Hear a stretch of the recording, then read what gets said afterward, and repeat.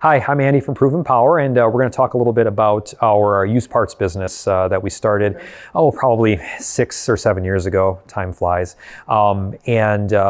Basically what we do is any machinery that comes in that, whether it's a trade that just isn't worth anything, or if it's a salvage machine where the customer said, hey, just haul this thing away from me. I don't want this anymore when we're dropping off a new machine. Rather than just take those machines to like a scrap yard or something along those lines, we'll actually take them to our warehouse and part them out. If it's got a good hood, good seat, things like that, good mower deck, anything really. I mean, good gauge wheels, as silly as that sounds. When we had plastic shortages, a year ago, it was nice to have cheap things like that too.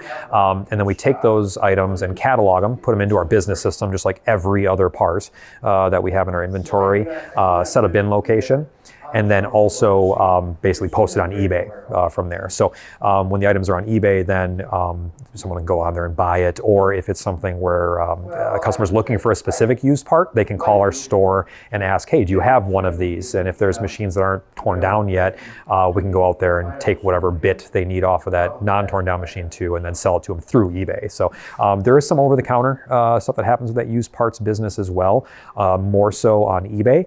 But the nice thing about eBay is that the buyer has security too, that it's otherwise if we're posting stuff like on Facebook, for instance, they don't know who they're dealing with, because it's a person's name they're dealing with, not the business. And eBay, they've got the protections of PayPal and their credit card company and eBay to go on and protect them.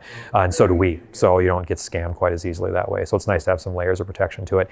The business grew from, nothing. It was kind of just an idea of how do we do better with our scrap, as opposed to just taking it to the scrap yard and paying whatever tonnage is for scrap. And it's really grown. Last year, I think there was over $80,000 in used parts sold, and we didn't even know what we were doing. It's really just kind of been an idea that grew kind of to critical mass.